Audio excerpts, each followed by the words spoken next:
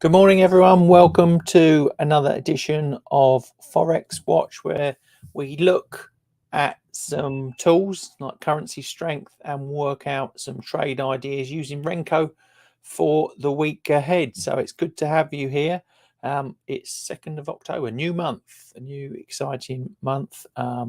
What will October bring us? Time will tell, but there's plenty of opportunity out there. So we're going to start today in the calendar, see what's ahead this week. Any warning flags out there for us? The first takeaway is looks like there's a lot of holidays around. We've got Australia, China and Canada out today, and then for the rest of the week you can see China all off every day. We've also got, I think I saw there, Germany on holiday on Tuesday. So yeah, quite a few holidays around. That can affect liquidity and add a bit sometimes volatility into the price action, so beware. But what about the major scheduled events? Now they're those red blocks there, using Forex Factory for this calendar here.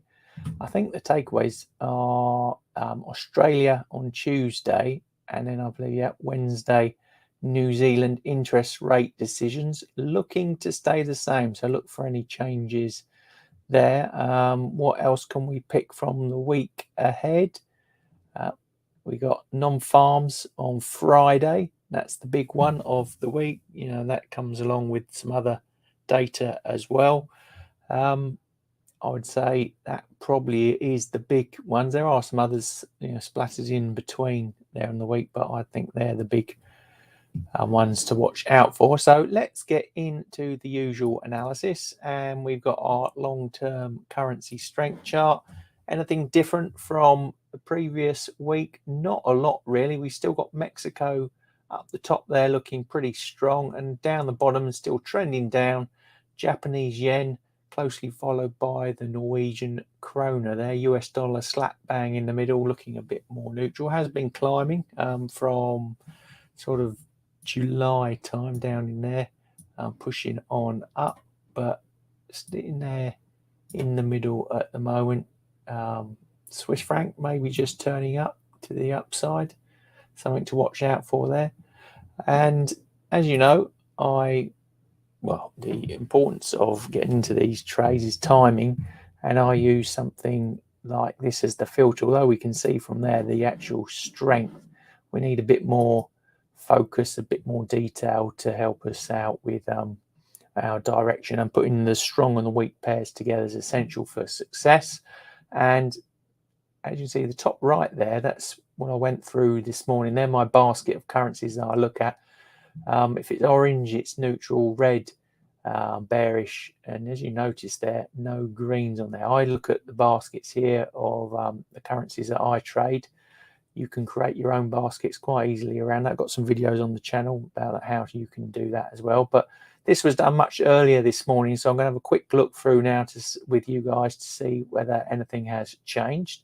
I'm going to start with the US dollar, and as you can see, it's trading above that moving average, and it looks like it's popping up the stochastic just behind it. So I would call that still neutral, but it's warming up to the upside. Dollar looks like it's getting stronger. Then we've got the Australian dollar certainly looking weaker, so bearish. I think that's still the same there. Canadian heading weak and weak there, but still above that 200 moving average and not too far. Could see a bounce, but I'm going to go neutral there on the Canadian dollar. Swiss franc, as we said, just starting to turn up, so we're going to look for some strength there. At the moment, all the variables are bearish, but it's looking like it's moving more towards neutral.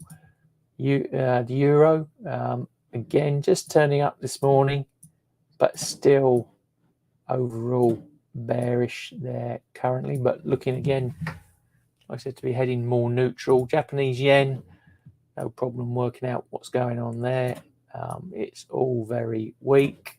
And the pound, same story, all very weak, so I'll keep that red. New Zealand dollar, I would say pretty neutral at the moment. South African Rand, similar type of story. Norwegian kroner starting to strengthen, moving back, I would say more neutral. If you're into the real short term, then there may be some bullish Norwegian kroner trades in there for you. But what we do here, maybe a bit more neutral. And then the Mexican peso, again, picking up strength, heading towards neutral. So that doesn't leave us too many options. We know the dollar is strengthening somewhat, and we've got the weakness, especially in the Japanese yen and the pound. So that would be my combo put together there.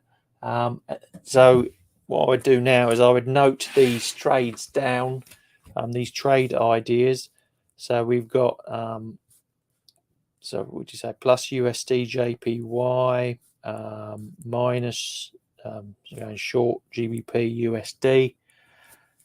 It's a case of going through these and looking for other pairs to put together. And we saw the Mexico, Norwegian, all starting to look a bit stronger. So you want to try and find one of those weak pairs, and maybe GBP or JPY in against one of those two, like GBP NOK, for example. We can have a look at that as a potential trade idea. You'll probably be able to find it on your broker. So let's take that information over to our Renko chart. Let's just play around with that GBP NOK idea and see what's going on in the chart.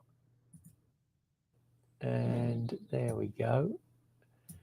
0.03 block size. Let's just pull that back a bit. Actually, before we do that, let's put some Fibonacci's on that. So we're going to use this trend-based Fibonacci extension. We've got there to there. Actually, we do it the other way around because we're going to look more bearish here, aren't we? So double top there in sort of June time. Let's draw that across there and then pull that there. So at the moment, what's going on there? Look down the bottom. We've got bearish DMI. That's modified DMI. Then we've got I'll call it bearish, but maybe more neutral. You can just see the price ticking up, looking like this support area 12.95 is a key number. We've got a lot of price action in this area and over there on the left back in April time, trading below the moving average and the Darvas box breakout, heading back into the Donchian bands. And just zoom in there a bit closer, you can see those purpley lines. That's the Donchian bands. Look for those for breakouts. So at the moment you can see the trend moving down. I'd be maybe waiting for that reversal and confirmation as the pound maybe got weaker further. But you wouldn't want to be buying it just at the moment. Upside wise, you've got this 61.8% Fibonacci line in at 13.16, just above what you got 1, 2, 3, this noise here 4 sort of tops, and before it starts pushing up towards this next Fibonacci line, which was the key one, 13.5 sort of area, 38.2% line. So that's the GBP NOK idea. Let's head to USD JPY. We've been looking at this one for quite a few weeks now, and it continues to give, and it doesn't look any different, quite frankly. Let's draw on. You can see there, everything's still looking very bullish for that as a trade. Let's get on some numbers there. Let's just find the right Fibonacci extension. There's the low back in late July, hitting new highs this morning. Where could we be targeting? Upwise, next move looking like 152.5 sort of area, and downside support 147 1/3. Then this key Fibonacci line 61.8 at 145 spot 46. You can see a lot of price action in around there, and then under that 38.2 percent line. If the dollar weakens off or the yen flips, then we've got one. I call round it up to 143. So that trade's still looking strong. And then the other one we had was GBP USD. That's another one we've been focusing on quite a bit in the last few sessions. And again, looking very much the same thing as the yen trade there.